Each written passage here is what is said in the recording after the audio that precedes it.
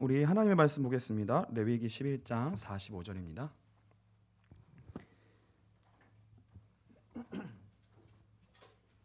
레위기 11장 45절 우리 한 목소리로 같이 읽겠습니다. 우리 같이 읽겠습니다. 나는 너희의 하나님이 되려고 너희를 애굽 땅에서 인도하여 낸 여호와라. 내가 거룩하니 너희도 거룩할지어다. 아멘. 오늘은 화목제를 배워보도록 하겠습니다. 오늘은 화목제인데요. 우리 번제는 히브리어로 뭔지 혹시 다시 기억나시나요? 네, 올라가기 때문에 올라였습니다. 그리고 소제는 민하였어요. 민하. 의미가 선물이라는 의미였습니다. 이 화목제는 히브리어로 슐라밈이라는 이렇게 불려져요. 슐라밈 이렇게 불려지는데 이 슐라밈이라는 뜻은 어떤 뜻이냐면 그 샬롬이라는 뜻입니다.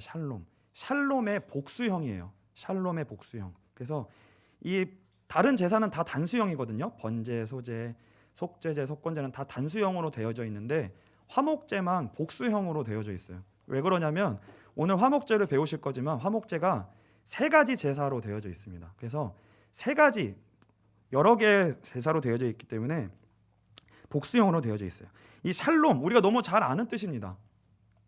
평화, 화목, 또 안녕, 안전 이런 것을 의미해요. 그러니까 우리는 아침에 일어나면은 우리 또 사람 만나면 안녕하십니까? 밤새 안녕하셨습니까? 이렇게 인사하잖아요.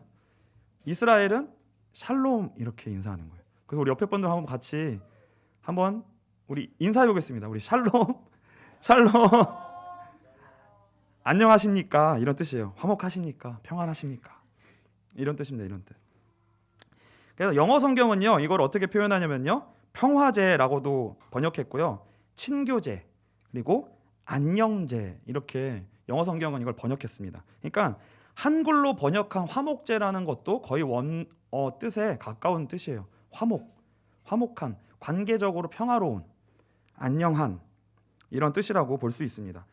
우리가 이제 지난 것들과 같이 배워왔듯이 번제, 소제, 화목제는요 따로따로 떼어서 생각할 것이 아니라 같이 묶어서 생각해야 우리가 더 풍성한 의미를 알 수 있다고 말씀드렸습니다.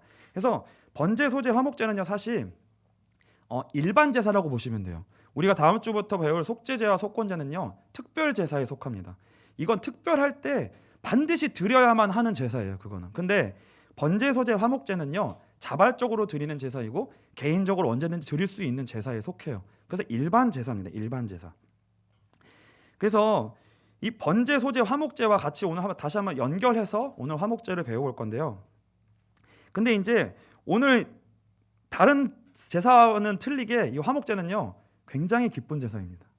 특별히 우리가 너무나도 기쁘고 감사한 너무나도 풍성한 제사예요. 이 화목제의 특징이 뭐냐면요 하나님과 관계가 회복된 것으로 말미암은 그 기쁨을 주변 사람들과 같이 풍성하게 나누는 거예요. 그러니까 기쁨이 있는 거예요. 근데 그 기쁨이 얼마나 풍성하냐? 주변에 있는 모든 사람들과 같이 나눌 만큼 풍성한 기쁨이 흘러넘치는 거예요. 그래서 그 기쁨을 주체할 수 없어서 드리는 것이 바로 화목 제사입니다. 마이크. 사실 우리가 지금까지 번제, 소제 드릴 때 이 제사를 배울 때는요 굉장히 무거워요. 주제가. 왜냐하면 죄를 철저하게 다루기 때문에 무겁습니다. 기독교 신앙도요 처음에 제대로 입문하려면요 이 죄를 반드시 철저하게 다루어야 되기 때문에 굉장히 엄숙하고 무거운 부분이 분명히 있습니다. 우리 기독교 신앙은요 그런 부분이 분명히 있어요. 그러니까 구약 제사도요 이 제사를 생각하면요 어떤 딱 이미지가 딱 떠오르냐면 이 처절한 짐승의 울음소리, 이게 빠질 수 없어요. 제사에서는 처절한 짐승의 울음소리 그리고 짐승의 죽음, 이거 얼마나 엄숙하고 무거운 주제입니까? 그리고 피 흘림, 피가 막 계속 뿌려지고 있고 굉장히 무섭기도 하고 무거운 주제예요. 그런데 그 기독교 신앙이 철저하게 그 죄를 다루는 이유는요 이유가 있어서 그래요. 한 가지 목적 때문에 그렇습니다. 그게 뭐냐면 하나님과의 관계 회복이에요. 그 죄를 철저히 다룸으로 말미암아 우리에게 주어지는 것이 뭐냐면 하나님과의 관계가 온전히 회복되는 거예요. 그래서 그 죄를 철저하게 다룬 후에 하나님과의 관계가 우리에게 온전히 회복되잖아요. 그럼 뭐가 있냐면 기쁨이 있는 거예요. 그러니까 십자가 후에 반드시 부활이 있듯이 이 두 가지는 이 뗄래야 뗄 수 없는 관계 가운데 있고요. 죽음 없이 부활이 없듯이 죄에 대한 철저한 다루심 없이 하나님과 온전한 관계 속에 우리 안에 기쁨이 회복되어지는 그 신앙은 연결될 수 없다는 거예요. 근데 반드시 우리가 기억해야 될 거는 뭐냐면 진짜 우리가 예수를 바로 믿게 되면 반드시 하나님과의 관계 속에서 기쁨이 회복되는 그 축복이 우리 가운데 있다는 거예요. 그걸 보여주는 게 뭐냐면 화목제입니다. 화목제 얼마나 기쁜지 몰라요. 때 배우시면 알겠지만요, 싫어하는 사람 아무도 없으실 거예요. 고기를 잡아서 그냥 난리를 치면서 이걸 다 풍성하게 나눕니다. 어마어마한 소 한 마리 잡아요. 그냥 잔치예요, 잔치. 그래서 하나님과의 관계 회복을, 그 기쁨을 이 하나님이 우리에게 풍성하게 주시는 그 제사가 바로 화목제입니다. 그래서요, 근데 이 관계, 하나님과의 관계 회복을 우리는 어떻게 생각해야 되냐면요, 이 하나님과의 관계가 조금 뭐 이렇게 안 좋았다가 뭐 자꾸 삐질 수 있잖아요. 삐졌다가 그냥 우리 화해하자, 뭐 악수하고 관계가 회복됐, 그런 수준의 관계 회복이 아니라는 거예요. 그런 수준의 관계 회복이 아니라는 거예요. 어느 정도의 수준이냐면 하나님과 우리 사이가 둘 중 하나가 반드시 죽지 않으면 안 되는 사이. 그게 뭐냐면 원수 사이예요. 하나님과 우리 사이가 그렇게 원수와 같은 사이였다는 거예요. 그런 관계에서 어떤 관계가 되냐면요, 상대를 위하여 생명을 내어주는 관계, 그리고 나의 생명을 맡겨드릴 수 있는 관계, 생명과 생명을 나눌 수 있는 그 생명의 사랑의 관계로의 회복을 의미합니다. 이건 완전 극과 극이에요. 극과 극. 왜 이렇게 됐냐? 하나님과 사람 사이에 죄가 가로막고 있습니다. 이 죄로 말미암아서요, 하나님은 인간을 대하여 진노와 심판에 내릴 수밖에 없는 진노의 대상으로 볼 수밖에 없었어요. 죄가 가운데 있기 때문에 그 죄가 하나님과 우리 사이를 그렇게 만들어 놓는 거예요. 그래서 하나님은 우리를 진노와 심판의 대상으로 볼 수밖에 없어요. 똑같이요. 그리고 하나님과 우리 사이에 죄가 있기 때문에 그 죄로 말미암아 우리도 하나님을 그렇게 원수로 생각할 수밖에 없습니다. 하나님에 대하여 반역하고 분한 모습으로 나타나요. 똑같이. 우리 창세기 4장 5절과 6절을 한번 같이 읽어보겠습니다. 창세기 4장 5절부터 6절, 우리 한번 한 목소리로 같이 읽겠습니다. 가인과 그 제물은 연락하지 아니하신지라 가인이 심히 분하여 안색이 변하니 여호와께서 가인에게 이르시되 내가 분하여 함은 어찌미며 안색이 변함은 어찌미뇨. 가인이 예배를 실패했습니다. 이 예배를 실패했다는 말은 무슨 말이냐면 죄 문제가 해결되지 않았다는 거예요. 하나님과의 관계가 여전히 그런 원수 관계 가운데 있다는 거예요. 그러니까 우리가 우리 안에 있는 분노와 어찌할 수 없는 그런 것들이 우리는 다른 것으로 말미암은 것이라고 생각해요. 그런데 그렇지 않습니다. 하나님과 관계의 어긋남 때문에 있는 거예요. 그 하나님과의 어긋남 때문에 그 분이 어디로 향해요? 사람을 죽이는 데로 향하는 거예요. 반드시 하나님과의 관계 속에서 예배가 우리 가운데 회복되지 않으면 우리는 우리 안에 있는 모든 내 인생의 분노를 옆에 사람에게 터뜨립니다. 안 터뜨려도 속에서 죽이고 있어요. 안 터뜨려도 이미 속에서 죽이고 있어요. 또 어떻게 하냐? 바벨탑을 쌓아 대항합니다. 그게 원수된 하나님과 원수된 사람의 모습이에요. 창세기 11장 4절입니다. 창세기 11장 4절 우리 같이 읽겠습니다. 또 말하되 성과 대를 쌓아 대 꼭대기를 하늘에 닿게 하여 우리 이름을 내고 온 지면에 흩어짐을 면하자 하였더니, 하늘에 닿게 하여, 그러니까 나의 이름과 열심을 통하여서 누구랑 결국 대적하는 거야? 내가 하나님과 대적하겠다라고 하는 이 하나님과의 원수된 이 마음으로 인생을 살아가는 거예요. 근데요, 하나님은요 이렇게 말씀하십니다. 누가복음 1장 17절이에요. 제가 읽겠습니다. 저가 또 엘리야의 심령과 능력으로 주 앞에 앞서가서 아비의 마음을 자식에게 거스리는 자를 의인의 슬기에 돌아오게 하고 주를 위하여 세운 백성을 예비하리라. 어떻게 말씀하시냐면 도대체 누가 사람에게 대하여 진노하고 심판의 대상으로 바라보고 있는 이 하나님의 마음을 돌이킬 것이며, 누가 이 하나님의 마음을 돌이킬 것이며, 사람이 하나님에 대하여 원수로 생각하고 반역하고 있는 이 마음을 어떻게 하나님께로 누가 돌이키겠냐는 거예요.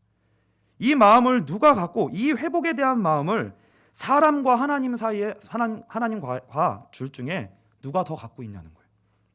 우리가 아니라 하나님이신 거예요. 하나님이 이 관계를 회복하고 싶으신 거예요.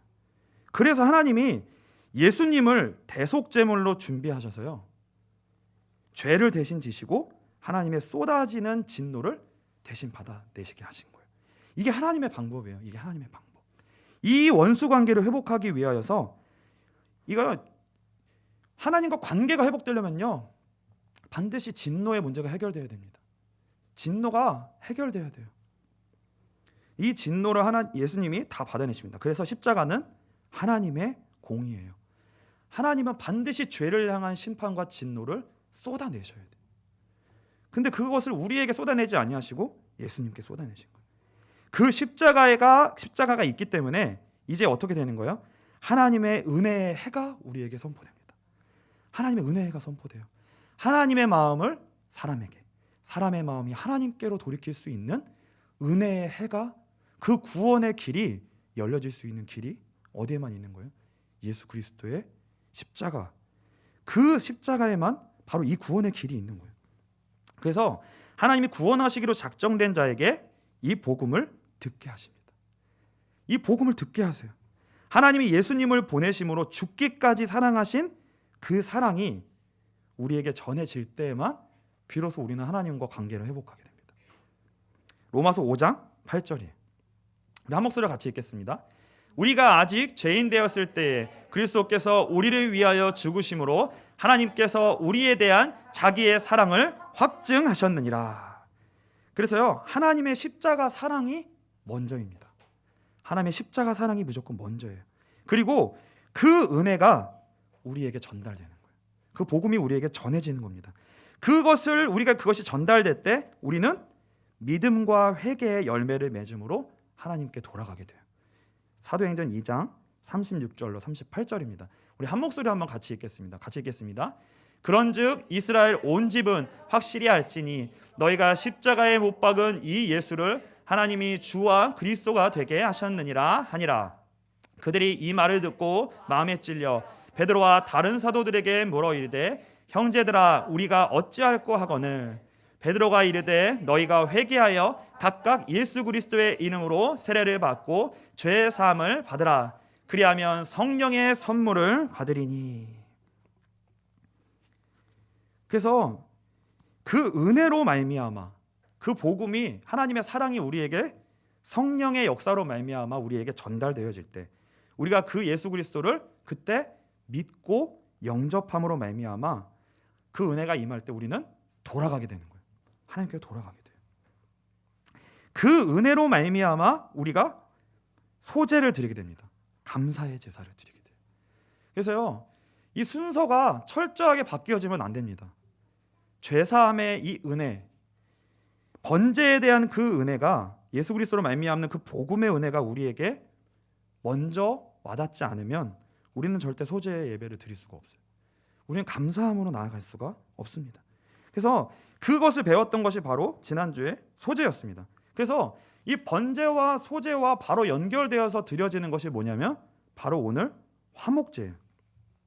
그래서 예수 그리스도로 말미암아서요, 이 복음의 은혜가 하나님과 우리의 관계를 회복시키는데요, 첫 번째는 뭐냐면 번제로 말미암아 그 진노 관계에 있었던 그 우리의 하나님과의 우리의 관계가 해결되었다면, 이 화목제로 말미암아 해결되는 하나님과의 관계는 뭐냐면 단순히 진노에서 해결된 것이 아니라 이제는 어디로 가냐면요, 하나님과 깊고 친밀한 관계를 누리는 자리로 나아가게 됩니다. 여러분, 관계 회복됐다고 해서 뭐 나쁘지 않다고 해서 그게 좋은 관계는 아니에요. 더 좋은 관계로 하나 들어가게 하시는 거예요. 기쁨과 즐거움으로. 우리 로마서 5장 10절로 11절입니다. 우리 한 목소리로 같이 읽겠습니다.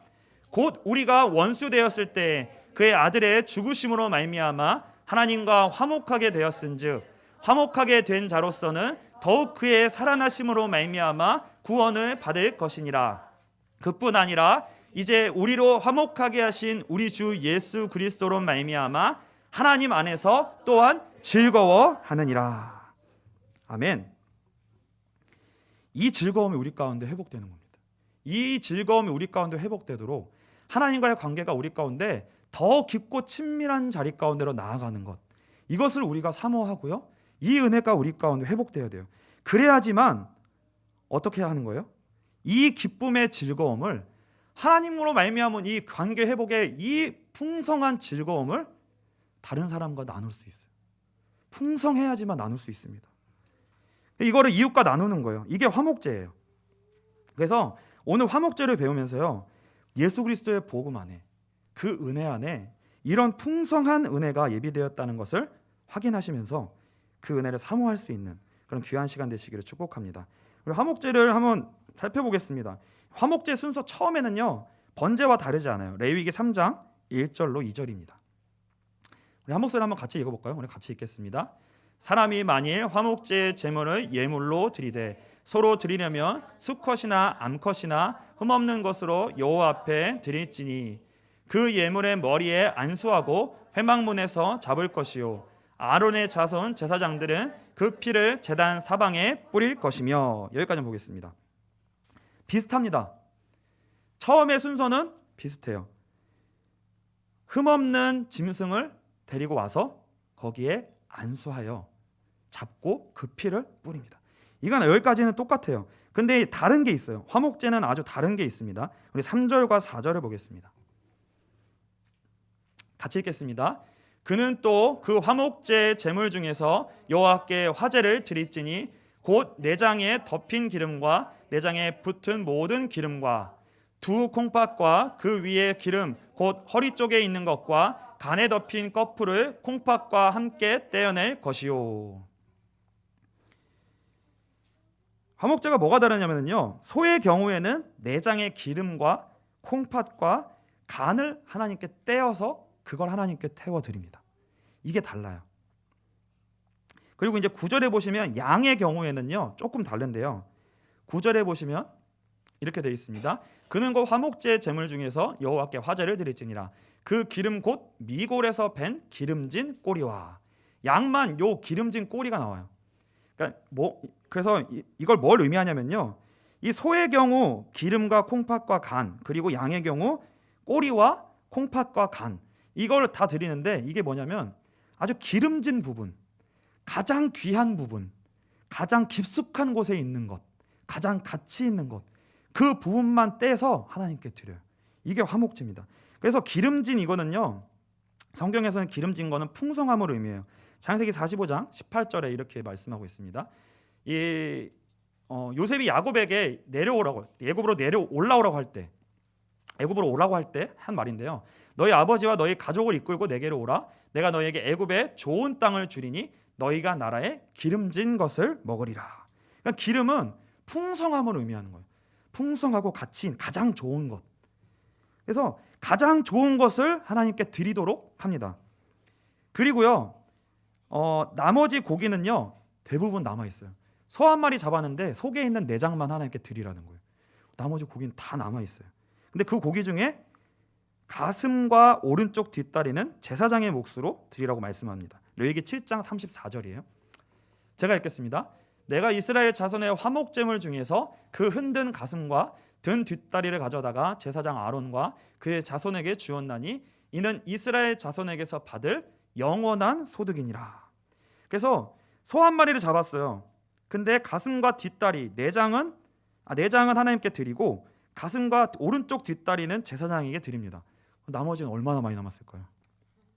다리 3개 하고 한번 부위 좀 한번 얘기해 주실래요? 소의 부위가 어마어마한 맛있는 부위가 많죠. 그 모든 부위는 예배를 드린 사람이 다 가져갑니다. 다 가져가요. 그게 바로 화목제예요. 여러분 할렐루야 하셔야죠. 이렇게 기쁜 그게 어디 있어요? 다 하나님께 드리는 게 아니라 제사장에게 돌려줍니다. 제사장에게 돌려줘요. 근데 중요한 건 뭐냐면 화목 제사는요, 그 남은 고기를 최대 이틀 안에 다 먹어야 돼요. 예를 들어서 민정희 사님이 나 오늘 이제 화목 제사 드릴 거야 하면 여러분들이 주변에 있는 사람들이 난리를 피우고 야, 나 진짜 너무 좋다 이렇게 하는 거예요. 왜냐하면 화목 제사를 드리면 혼자 다 못 먹어요. 이틀 안에 다 먹어야 되거든요. 이틀 안에 다 못 먹으면 쉽게 말하면 거의 저주가 임해요. 그러니까 혼자 먹으면 저주가 임한다는 거예요. 혼자 먹고 남잖아요. 그럼 저주가 임한다는 거예요. 그러니까 다 남지 않게 그 소고기를 남은 거를 주변 사람하고 무조건 나눠야 되는 거예요. 그러니까 쉽게 말하면 혼자 먹으면 안 된다는 거예요. 다 같이 나눠서 먹으라는 거예요. 우리 레위기 7장 15절부터 17절을 한번 읽어보겠습니다. 우리 같이 한번 읽겠습니다. 감사함으로 드리는 화목제물의 고기는 드리는 그날에 먹을 것이요 조금이라도 이튿날 아침까지 두지 말 것이니라. 그러나 그의 제물이 서원이나 자원하는 것이면 그 제물을 드린 날에 먹을 것이요 그 남은 것은 이튿날에도 먹되 그 제물의 고기가 셋째 날까지 남았으면 불살을 지니. 이렇게 돼 있어요. 그래서 오늘 말씀을 예배를 드리고 난 다음부터요, 서로를 위하여 기도해 주셔야 돼요. 와, 우리 민정희 사님이 제발 화목 제사를 드리게 하나님 은혜를 주십시오. 우리 주한자매가 화목 제사를 드릴 수 있도록 은혜를 주십시오.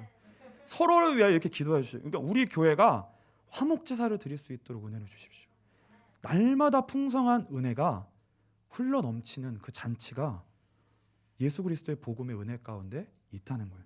그러니까 그 은혜가 제가 흘러 넘칠 수 있도록 은혜를 주십시오. 서로 그 은혜가 임할 수 있도록 기도해 주셔야 된다. 그럼 뭐예요? 그 잔치가 있을 때 나만의 잔치가 아니라 우리의 잔치가 되는 거예요. 그러니까 내가 은혜 받는 것이 나만의 인생의 잔치가 아니라 우리 교회와 옆에 있는 모든 사람에게도 동일한 은혜의 잔치가 되게 하옵소서. 세상은요, 내가 잘 되면 상대방은 배 아파합니다. 내가 안 되는데 상대방이 잘 되면 배 아파해요. 근데 이 화목제사는 달라요. 저 사람이 화목제사를 드리는 건 나의 기쁨이에요. 저 사람이 화목제사를 드리는 건 우리 공동체의 공통된 복이에요. 그냥 그 복이 곧 나의 복과 연결되는 거예요. 그러니까 다른 사람이 그 복을 들으면 더 좋겠지만 내가 또 그 은혜가 되도록, 은혜를 받도록 소환하는 것, 그것만큼 기쁜 게 없습니다. 그래서요, 우리 교회 공동체와, 그러니까 내가 1대1 하나님과의 관계 회복의 은혜만으로 만족하는 것이 아니라 우리 교회 공동체 모두가 같이 누리고도 남을 만큼의 그 풍성한 은혜를 나에게 더 허락하여 주옵소서. 더 깊은 하나님과의 관계 가운데 나가게 하여 주옵소서. 그래서 이것들을 우리 빛가성교회가 같이 이 은혜를 주시기를 기대하고 소망하며 나아가게 되시기를 주님의 이름으로 축복합니다. 그렇다면 진짜 이 화목제를 언제 드려야 되는가? 성경에 이 화목제를 언제 드리냐? 이걸 살펴봐야 되는데요. 이 슐라밈이라는 단어가 복수여라고 말씀드렸죠. 그래서 세 가지의 제사로 나뉘어집니다. 화목제는. 첫 번째는요, 감사제예요. 레위기 7장 12절을 보시면 이렇게 되어 있습니다. 만일 그것을 감사함으로 드리려면, 이렇게 돼서 감사제한 내용이 이 보통 화목제 드리는 것과 똑같은데 그 앞에 저 추가되는 게 조금 있어요. 그러면서 화목제랑 똑같이 그런 방식으로 드리는 거예요. 그러니까 감사할 때 드리는 겁니다. 이거는 이제 같은 말인데 감사제, 찬양제 이렇게 해석할 수 있어요. 이걸 언제 드리냐면요, 이럴 때 드렸습니다. 기본적으로 여행을 갔는데 무사히 돌아온 거예요. 하나님 지켜주셨죠. 그러니까 감사한 거예요. 그러니까 그때 화목제사를 드립니다. 요새 코로나라서 여행을 못 가는데 여행 갔다 오시면 소 한 마리 잡으셔야 되는 거예요. 그러니까 이 여행을 갔다가 돌아오는 게 죽었다 살아나는 것과 같은 의미이기 때문에 감사해 드리는 거예요. 무사히 갔다 온 것. 그리고요, 전쟁터에서 무사히 돌아왔을 때 이 감사제로 화목제를 올려드립니다. 또 질병에서 회복되었을 때 죽다 살아나는 그 은혜 가운데 이 화목제사를 하나님께 올려드려요. 그러니까 단순한 감사가 아니라 진짜 하나님으로 말미암은 특별한 은혜, 특별한 감사가 내 안에 흘러 넘칠 때 그때 화목제사를 드리는 거예요. 모두와 같이 이 하나님이 주신 은혜를 나누는 겁니다. 그래서 진짜 여러분에게 이런 특별한 하나님의 은혜가 풍성하게 되시기를 진짜 축복합니다. 이게 우리 가운데요 계속 있어야 돼요. 무엇이 있을 때마다 하나님이 주시는 은혜들이, 그런 응답들이 축복들이 우리 가운데 있을 때 우리에게 이 화목제사가 풍성하게 되는 거예요. 근데 이제 중요한 거는 뭐냐면요. 사실 저는 이 기독교를 생각할 때, 그러니까 우리의 교회들을 생각할 때, 그리고 저의 신앙생활을 생각할 때 사실 안타까움이 있는데, 그게 뭐냐면요. 기독교가 자꾸만 복음의 껍데기만, 이름으로만 복음의 껍데기만 뒤집어 쓰고 그 안에 내용으로 들어가 보면 우상, 미신, 이 종교와 다를 바 없는 그 신앙의 내용을 가지고 있는 것을 볼 때 이 안타까움이 있습니다. 그래서 예수를 믿는다고 하는데 사실 그 실상 들어가 보면 내용이 세상 사람과 다르지 않은 걸 많이 보잖아요. 그러니까 쉽게 말하면 이 땅의 것만을 축복으로 여기고 이 땅의 복을 얻어내기 위한 방향으로만 나아가는 경우가 굉장히 많아요.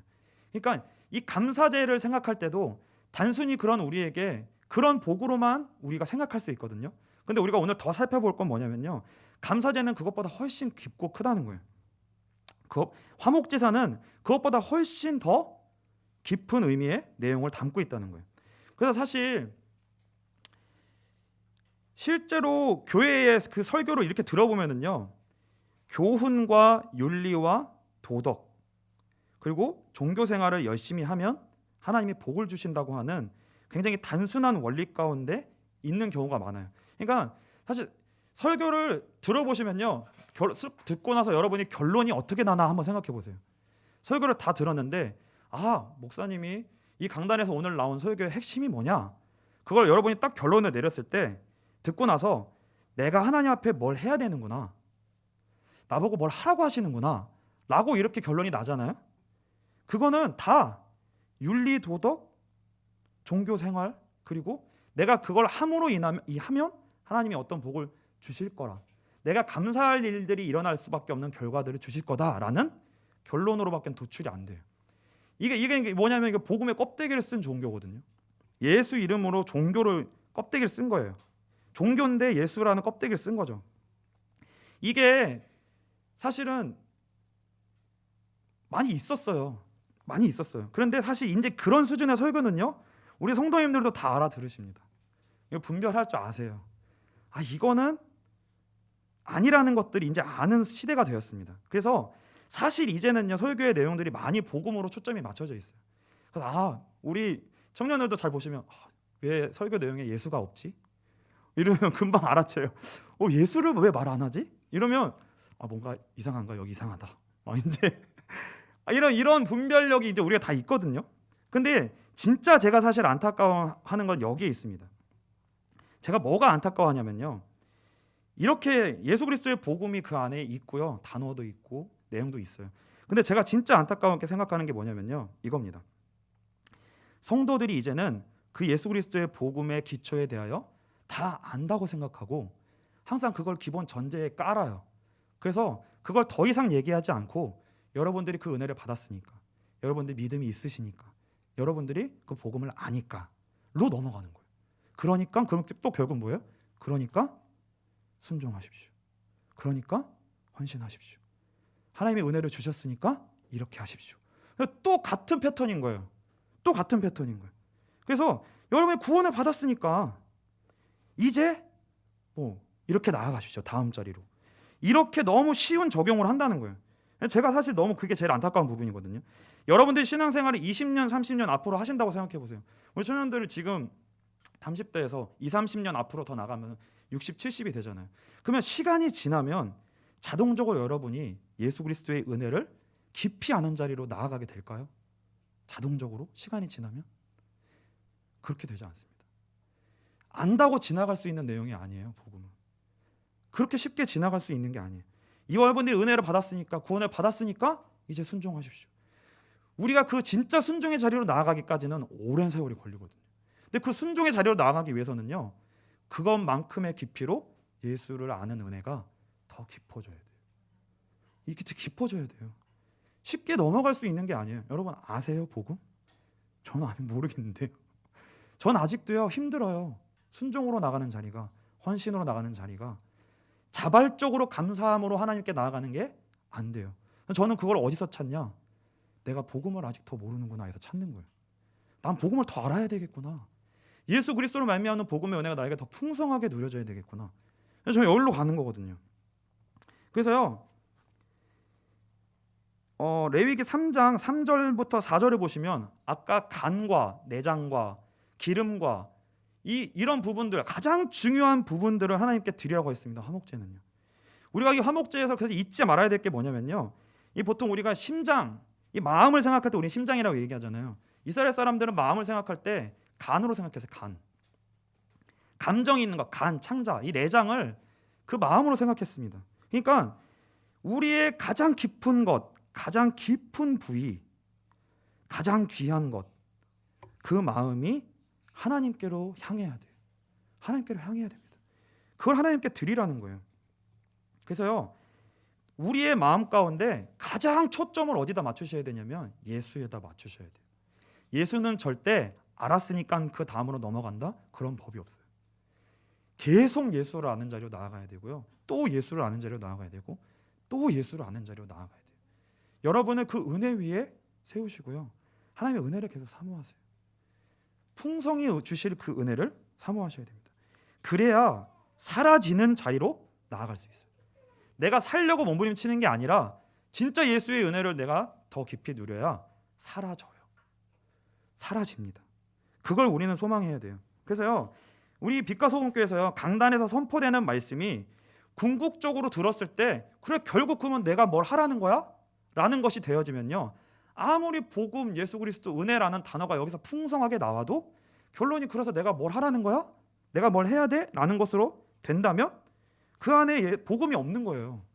단어는 복음인데 실제 복음이 없는 거예요. 그러니까 강단에 복음이 있다는 것은 뭐냐면요, 여러분이 예배를 드리고 났는데 뭐 어떻게 돼야 돼? 그러면 여러분에게 예수가 얻어져야 돼요. 예수를 얻고 가셔야 돼요. 여러분 예배를 드리셨는데 다른 게 아니라 믿음이 생기셔야 돼요. 예수를 얻은 그 믿음이 생기셔야 되는 거예요. 그게 복음이 있는 예배예요. 복음이 있는 예배입니다. 그래서 그런 의미로 여러분들에게 감사제로 드리는 화목제의 의미가요, 완전히 달라지셔야 돼요. 우리 가운데 하나님이 은혜를 주실 수 있어요. 기쁜 일을 주실 수 있습니다. 감사한 일을 주실 수 있습니다. 근데 그것이 무엇과 연결되어야 되는 거예요? 예수를 아는 것과 연결시키라는 거예요. 연결시키라는 거예요. 그래서 그 예수를 더 알게 되는 것 때문에, 예수와 연결되는 것 때문에 감사제를 드리게 되는 거예요. 감사제를 드리게 되는 거예요. 두 번째는 서원제입니다. 서원제. 두 번째는 서원제예요. 서원제는 뭐냐면요, 말 그대로 하나님께 내가 서원한 내용을 하나님이 그대로 나에게 들어주셨을 때 감사함으로 드리는 거예요. 근데 이제 서원제는 근데 보통 언제 하냐는 게 중요한 거예요. 여러분 서원 언제 하세요? 좋을 때 하세요? 안 좋을 때 하세요? 그것만 한번 대답해 보세요. 서원을 내가 좋은 일이 생겼을 때 하세요? 인생이 안 좋은 일이 생겼을 때 서원하세요?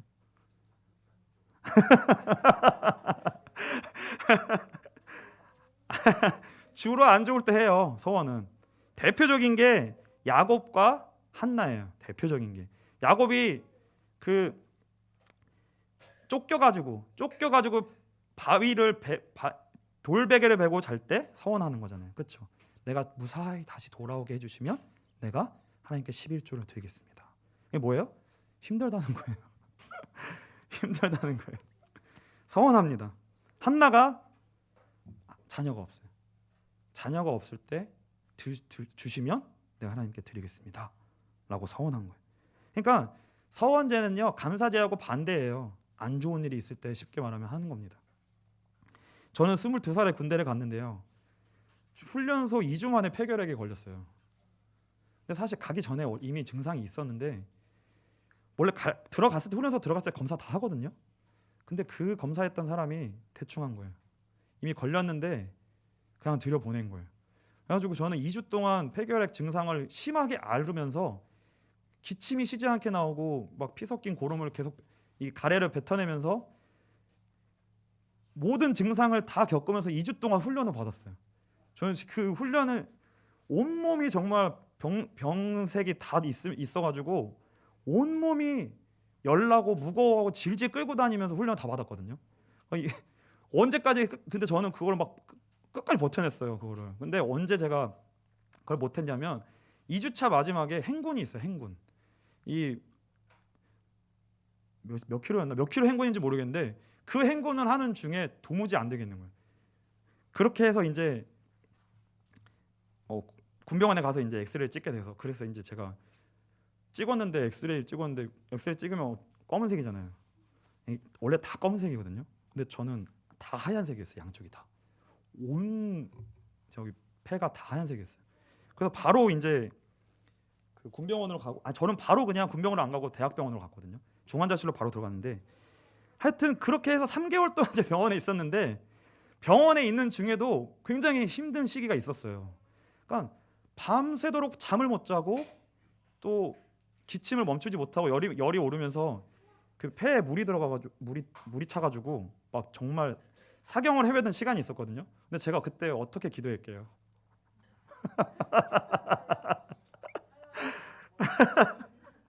역시 다 해보셨죠? 살려만 주시면 하나님께 제 인생을 드리겠습니다라는 게 저절로 나와요. 저절로. 제가 정말 제 인생에 그렇게 후달린 적이 없었어요. 정말 벼랑 끝에서 정말 죽을 것 같은 거예요. 그 두려움이 몰려오니까 저절로 그냥 하나님 살려달라고. 살려주세요. 정말 살려주시면 제가 하나님께 제 인생 드리겠습니다. 이러더라고요, 진짜. 화장실 들어갈 때랑 나올 때 이게 다르듯이 정말 제가 그랬거든요. 근데 진짜 어쨌든 그 약속 때문에 하나님은 어쨌든 은혜도 주시고 제가 어쨌든 잘은 안 되지만 그래도 드리는 자리로 가고 있거든요. 서원이 그러니까요 쉽게 안 나와요. 안 좋을 때 하는 거예요. 정말 생명이 우살덜할 때 안 좋을 때 하는 거예요. 그러니까 그 서원을 하나님께서 이루어 주셨어요. 생명을 살려주셨구나. 그 가운데 우리에게 응답해 주신 것이 확인됐을 때 이게 화목제물을 드려요. 근데 이게 우리가 이걸 통해서 생각해야 되는 게 뭐냐면요, 우리의 삶 가운데 하나님이 좋은 일을 주실 때도 있다는 거예요. 그럼 기뻐하시면 됩니다. 좋은 일이 있을 때는 무조건 기뻐하세요. 좋은 일이 있을 때 숨기지 마시고요, 소 잡으세요. 나누세요. 하나님, 그 기쁜 일이 있을 때는 주변 사람 같이 하나님의 일을 나누는 거예요. 그리고요, 이거는 뭐냐면요, 자원제요, 자원하는 겁니다. 자발적으로 드리는 거예요. 감사제는요, 화목제는요, 드리라고 해서 드리는 게 아니에요. 자발적으로 넘쳐나야지만 드릴 수 있어요. 근데요, 중요한 건 뭐냐면 좋은 일이 있을 때 감사하는 건 그렇게 어려운 게 아닙니다. 좋은 일이 있을 때 화목제사 드리는 건 그렇게 어려운 일이 아니에요. 근데 안 좋은 일이 있을 때, 어려운 일이 있을 때 우리는 어떻게 해요? 기도하는 겁니다. 기도하는 거. 어려운 일이 있을 때 기도함으로 하나님과 더 깊은 교제 가운데로 나아갈 수 있습니다. 여러분 가운데 하나님이 문제와 사건과 환경을 주시는 것은 뭐냐면요, 하나님이 우리를 어디로 인도하시는 거냐면 더 깊은 복음의 교제의 자리로 초청하시고요, 우리를 부르시는 거예요. 무조건 그 풍성한 자리로 부르시게 돼 있어요. 우리의 환경과 문제만큼 예비되어 있습니다. 그래서 그 문제들을 통하여서 여러분들이 그 복음의 은혜와 여러분이 풍성한 은혜와 연결되어졌을 때 우리는요, 화목제사를 드릴 수 있어요. 감사함으로 화목제사 드릴 수 있습니다. 그게 바로 한나의 기도예요. 한나의 기도는요, 자신의 인생에 부르짖을 수밖에 없고 고통당할 수밖에 없는 그 문제를 무엇과 연결시켰어요? 복음과 연결시킨 거예요. 하나님과 더 깊은 자리로 나아가는 것으로 연결시킨 겁니다. 그게 서원 기도로 연결된 거예요. 그러니까요, 사무엘은 그냥 아들이 아니에요. 복음이에요. 그냥 아들이 아니라 복음이에요. 복음입니다. 여러분이 구원받고 하나님의 자녀가 되었으니까 여러분 이렇게 생각할 수 있어요. 그러니까 내가 이제 구원받고 하나님의 자녀가 되었으니까 내가 이제 이 땅 가운데서 교회에서 하나님이 기뻐하시는 일을 내가 하면 하나님이 내 인생을 지켜주시고 복 주시고 인도해 주시겠구나 라고 생각하시면 오산인 거예요. 잘 들으셔야 돼요. 내가 이제 구원받고 하나님 자녀 되었으니까 그렇다면 내가 그냥 하나님이 기뻐하시는 일을 위하여 내가 뭘 하면, 그때부터 내가 뭘 하면 그때부터는 다 뭔가 책임져 주시겠구나, 다 보호해 주시겠구나라고 단순하게 그렇게 생각하면요, 여러분의 인생에 뒤통수 맞을 일들이 계속 일어납니다. 왜요? 그렇지 않은 일들이 계속 일어나니까. 내가 생각하는 것과 반대 일들이 계속 일어나요. 근데 여러분 아예 이렇게 생각하셔야 돼요. 내가 이제 구원받고 하나님의 자녀가 되었기 때문에 이제 내 인생의 모든 것이 하나님의 주권과 통치 가운데 들어갔구나. 이제 내 인생은 예수 그리스도의 복음이 무엇인지를 설명하기 위해 존재하는 삶이구나. 여러분들 이렇게 붙들으셔야 됩니다. 내 삶에 이제 그래서 하나님이 예수 그리스도의 복음의 그림을 내 인생 속에 그리실 텐데 감사하는 일이 오든지 어려운 일이 오든지 그 일이 복음의 그림을 하나님이 그려가시도록 그 하나님의 일에 나의 삶의 방향을 맞추고 내가 그 은혜 가운데로 들어가는 일에 내가 힘써야 되겠구나. 여러분이 이렇게 방향을 설정하셔야 돼요. 여러분의 인생의 방향을 이렇게 설정하셔야 됩니다. 여러분의 신앙의 방향을 이렇게 정리하셔야 돼요. 그게 바로 서원제로서 드리는 화목제사로 들어가는 진짜 축복이에요. 이 모든 것들을 통하여서 마지막으로 이어지는 게 뭐냐면 자원제입니다. 마지막 화목제사가 자원제예요. 이 예전 성경으로는 뭐라고 얘기하냐면요, 낙헌제라고도 얘기합니다. 자원제가 뭐냐면요, 진짜 아무 이유가 없는데 그냥 하나님으로 말미암아 너무 기쁜 거예요. 아까는 감사할 일이 있어야 드렸잖아요. 그리고 아까는 힘들니까 드렸잖아요. 근데 그럴 만한 조건이 아무것도 없는데 그냥 하나님 때문에 내가 기쁘고 즐거운 거예요. 그러니까 그냥 자원제사를 드리고 싶은 거예요. 이게 화목제사의 진짜 축복이에요. 이게 자원제예요. 이게 진짜 자원제예요. 아무 기뻐할 화목제사를 드릴 조건과 이유가 없는데 그냥 감사가 넘치는 거예요. 그냥 하나님이 좋은 거예요. 하나님이 좋은 거예요.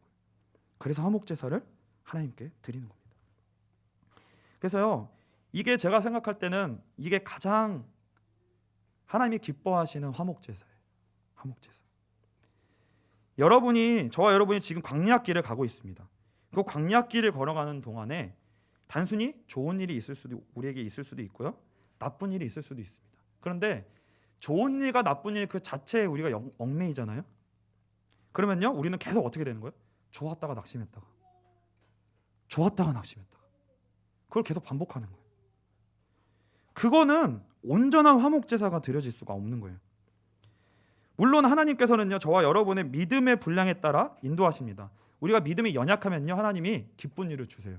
왜 주시냐면 그 기쁜 일 가지고 하나님께 가까이 가라고. 하나님께 가까이 가라고. 그것 갖고 좋아하지 말고 그걸 주신 분이 하나님이니까 가까이 나아가라고, 하나님께. 그래서 기쁜 일을 주시는 거예요. 때때로 하나님은 우리에게 어려운 길을 걷게 하십니다. 근데 그 어려운 길을 걷게 하시는 것은 우리에게 그 일을 왜 주시냐? 하나님과 우리와의 관계가 단순히 기브 앤 테이크 관계가 아니라는 거예요. 내가 순종하면 복 주고 불순종하면 벌 주는 그런 하나님이 아니시라는 거예요. 우리의 관계가 그렇게 설정되어 있지 않다는 거예요. 그럼 우리는 하나님과 어떻게 관계가 설정되어 있냐? 예수 그리스도를 주신 하나님. 좋은 일과 나쁜 일과 상관없어요. 하나님은 예수 그리스도를 주신 하나님이십니다. 그러면 그 하나님을 깊이 알게 되면요, 좋은 일이 있어도 안 좋은 일이 있어도 예수 그리스도를 주신 하나님으로 말미암아 흔들리지 않을 수 있어요. 나는 하나님 안에 거하게 되는 거예요. 그게 우리와 하나님과의 관계입니다. 그래서요, 우리를 향한 그 하나님의 사랑에 우리가 흔들리지 않게 하시기 위해서 그 어려운 과정도 걸어가게 하시는 거예요. 그렇게 하나님을 아는 자리로 서게 하시기 위해서 모든 것을 예수 안에서 믿음으로 바라볼 수 있도록 하시기를 하나님이 원하시는 겁니다. 그래서요, 하나님께서는요, 유일하게 이 마지막 자원제로 드리는 이 제물에만 어떤 거 허락하셨냐면요, 흠이 있는 제사 제물을 드려도 되도록 허용해 주셨어요. 우리 성경 구절 레위기 22장 25절 우리 한 목소리로 한번 같이 읽겠습니다. 너희는 외국인에서도 이런 것을 받아 너희의 하나님의 음식으로 드리지 말라. 이는 결점이 있고 흠이 있는 것인즉 너희를 위하여 기쁘시게 받음이 되지 못할 것임이니라. 쭉 해주세요. 모세에게 말씀하여 이르시되 그 윗 20 26절인가 봐요. 네, 그 다음 절. 아니네. 제가 잘못했나 보다. 9절은 다음에 제가 찾아드리도록 하겠습니다. 중요한 건 뭐냐면 자원으로 드리는 제물에만 흠이 있는 걸 허용해 주셨어요. 흠이 있는 걸 드려도 되도록 허용해 주셨습니다. 그래서요, 우리 아까 전사님이 예배 시작할 때 기도하셨잖아요. 흠이 많아요. 우리는요 자꾸 우리 자신만 쳐다보면 즐거워할 일이 없습니다. 즐거워할 일이 없어요. 그리고 기뻐함으로 하나님께 화목제사 드릴 일이 별로 없어요. 우리 삶이요, 사실은 우리의 현실이 어쩔 때는요 굉장히 막막합니다. 여러분들이 은혜를 잃어버리게 되면 우리의 현실이요 굉장히 무섭게 느껴져요. 마치 무너지지 않는 여리고성처럼 단단하게 느껴집니다. 예수 믿는 것, 내가 예배 드리는 것, 그것이 이 세상에서 아무 힘을 쓰지 못하는 것처럼 보이고요. 예수를 믿음으로 말미암아 우리는 자꾸 어떤 생각을 하게 되냐면 예수 믿는 것이 하나님 앞에 우리가 특별한 관계 속으로 들어간 거잖아요. 하나님의 특별한 사랑 받는 거잖아요. 그러면 그것을 좀 나의 현실 속에 좀 그걸 보여주시면 안 되냐.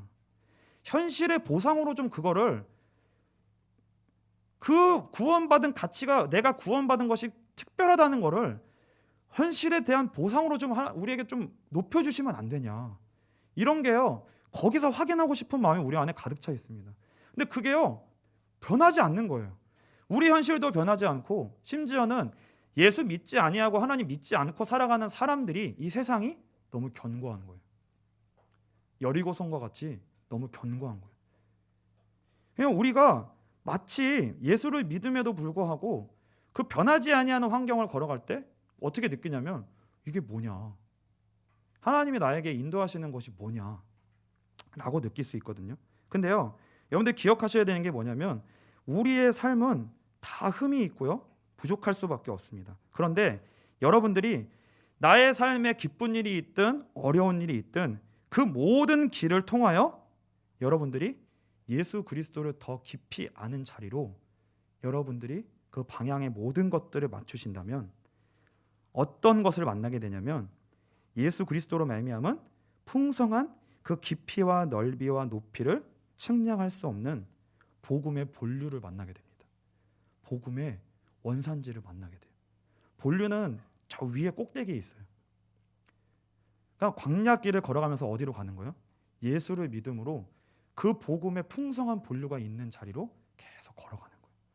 그러면 그 본류를 만나게 되면은요, 저와 여러분의 인생이 그 복음의 풍성한 은혜를 맛볼 뿐만이 아니라 우리 주변에 그걸 흘려보낼 수 있는 그 은혜의 자리로 우리가 인도함을 받게 됩니다.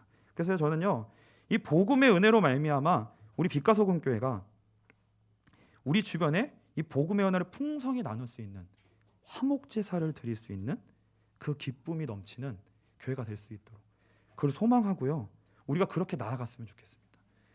우리 교회가요, 여러분의 신앙이 치우치는 것이 아니라 치우쳤다가 자꾸 하나님께로 돌아오는 거예요. 자꾸 하나님께로 돌아오는 거예요. 기쁜 일이 있어도 하나님께로 돌아옴으로 화목 제사를 드리는 거예요.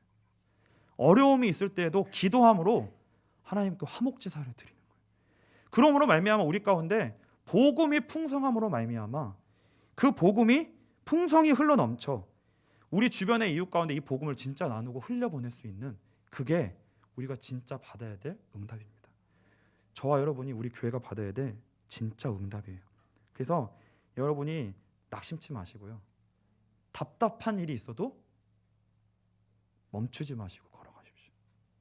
좋은 일이 있어도 멈추지 마시고요, 복음의 본류를 향해 나가셔야 됩니다. 그래서 이 일을 위하여 우리가 같이 잔치함으로 이 예배를 나눌 수 있는, 기쁨의 교제를 나눌 수 있는 그런 것들이 풍성한 우리 빛과 소금 교회가 되시기를 주님의 이름으로 축복합니다. 우리 이 시간 찬송하기를